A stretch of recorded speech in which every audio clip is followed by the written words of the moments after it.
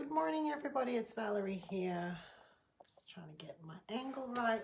Good morning. This week I had a conversation with someone where I was giving them some suggestions of what to do, and very quickly this morning found myself needing to actually do the same things. And it's about a collision course. Morning, Naomi. It's about a collision course. So the thing that I was chatting about was that I was saying to the person I was chatting to that we need, where does anger come from? Something. Anger is an emotion, it's a bit of a thermometer, and in the context of what we were talking about, it's often a collision course of needs. It can be a collision course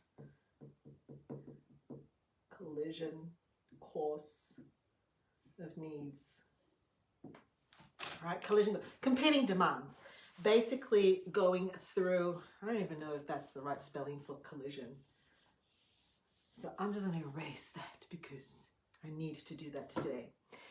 And it comes from competing demands. Now, the idea of competing demands is something that you find in work and productivity thinking, that we have to balance the tension of figuring out which needs and which demands to respond to. Some are going to be urgent and a bunch of them are going to be important. So first thing that we got to do is to figure out what are important and what are urgent.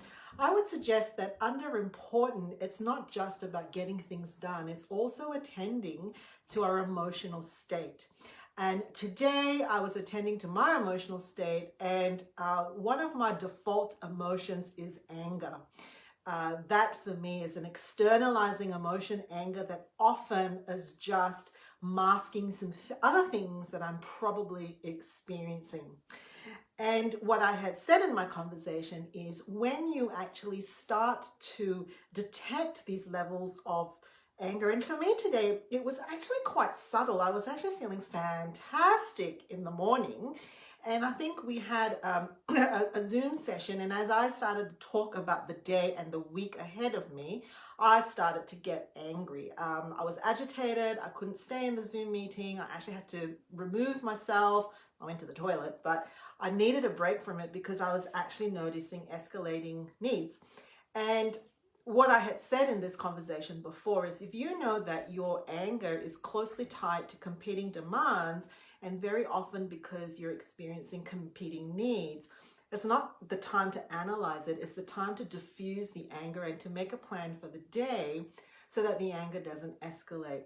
And so a couple of things that I needed to do today was to de-escalate the day. And what I've talked about this week and I'm having to do now is to identify a couple of things. You got to identify your needs. And I would suggest that when you have competing demands, like on a Saturday for us, many things happen. There are two things that we want to think about. What are the functional needs, and then what are the emotional needs? A really helpful one for parents as well who have to juggle the space, because you will often find that we have competing needs between functional and our emotional needs, right? So it's a handy thing to actually think about what are your functional needs for today, just for today, and what are your emotional needs. And can I suggest that this book is probably one of my most favorite books. You can see it's well referenced, The One Thing by Gary Keller, basically. The One Thing is a helpful thing because it gives you domains to think about what are all the different spaces in your world that you actually have got needs, functional and emotional. Now, for me, for a day like today, when I know I actually need to de-escalate my anger because it's competing needs, I go to the one thing, right? It's my whole thing of what is the one thing today in the functional spaces? What is the one thing today in the emotional spaces? I've got a bunch of work stuff that I've got to do. So the one thing is I actually need to get some recording done. That's the one thing for me today in the workspace. I've also got some housework things. Man, there are so many different things, but the issue is this week ahead is under the pump. Kids have got a bunch of assessments. I've got something on every single day next week. Hubby's got things on as well. So really, what is the one thing in the housework that I really, really need functionally to get done? And the decision was that it was the laundry. Right. Now, we actually have, I always say, you never take a holiday from life. You just keep going, but you pace. And so for us, Saturday is actually family day, when we remind ourselves that we do it best when we do it together. So even if we're having a hectic time, we actually do try to do a little bit of the house and serving one another together. So it was like, what is the one thing today in the family that would serve one another? And it was the bathroom. That's like the best service to one another, because who loves cleaning the bathrooms and toilets? Nobody in our house. And also because of, this one has two, because of our sinuses, all of us, we're not going to be at our maximal ability if we don't do the vacuuming. So, all right, that's about as much as I could tolerate for the weekend at the moment. The one thing, work, housework, family.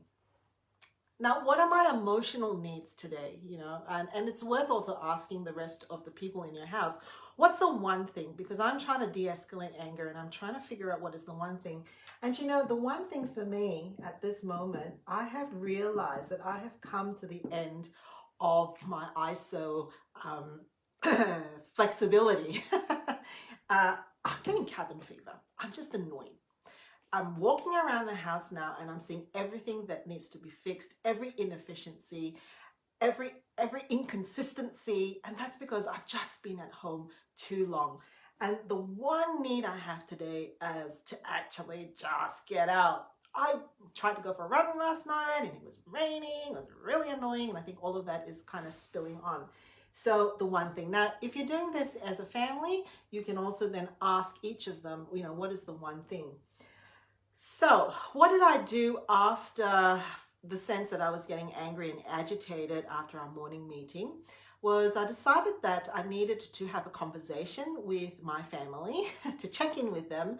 And more importantly, for me to actually de-escalate and diffuse my anger. And so we had a conversation then that looked and said, look, for me, Valerie, I'm detecting that I'm actually getting quite angry. I'm probably had a bit of cabin fever.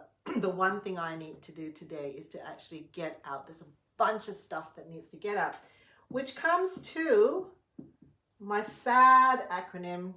I wish there was a better acronym, but that's what it is. How do we simplify? How do we automate? And how do we delegate today? How do we simplify? How do we automate? And how do we delegate?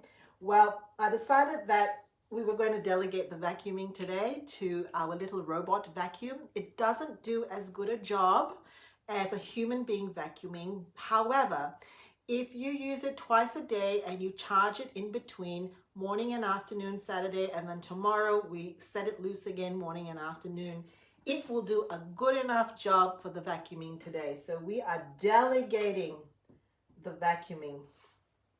How are we going to simplify the bathrooms? Well, we are simplifying the bathrooms today, but only concentrating on hygienic spaces, meaning the toilet, the light switches, the taps, and the fittings. You know what? The shower cubicle, the bathtub, that can wait for another week. So we are simplifying the bathroom today. There's really no way to automate the laundry. If somebody knows of a way to automate it, please let me know. This was a simple thing of delegating it out to me, because I said the one thing that's really annoying me is the laundry. I will do it and I will feel like it's much more efficient because I know everybody's clothes, right? I just know. I know whose and whose belongs to whose, which is a school thing, it will be done in a jiffy if I do the laundry. And as for the recording, here's another book that I'd love to recommend to you. It's called Deep Work. Right, this is the Deep Work by Cal Newport. There's actually a student version as well, which I think I will get my hands on. And this is basically talking about how When you're trying to actually focus, you need to do a deep focus. It has to be a deep focus. What's the one thing I need to do for my work today is a particular course that I need to get one recording out today. And I'm going to need some deep focus in it. And I've allocated 90 minutes from the minute I get off this video to do a deep focus. And that gets communicated with everybody else. I've just headed outside. We know what we're doing. There's freedom. Everybody chooses in my house. They just choose what time they'll do it. We don't micromanage. We just say as long as you take ownership of that and it gets done, it gets done. I've talked about when I need to head out for cabin fever. There was some talk, could we head out at 5 o'clock? And I decided I would explode if I headed out at 5 o'clock. It has to be after lunch. And so we're going after lunch. And then I'm like, I need a deep focus, a deep dive now into my work recording, going into my studio, 90 minutes, no interruptions, please. I'll let you know how I finish up at the end of the day, but that was a little spiel of just talking about recognizing competing needs, recognizing the key emotion that's tagged to that, heading for what's the one thing functional, what's the one thing emotional in each of those spaces, deciding then when you're going to do it, how you're going to do it, can you simplify, can you automate, can you delegate, and then communicate. All right, everybody, take care.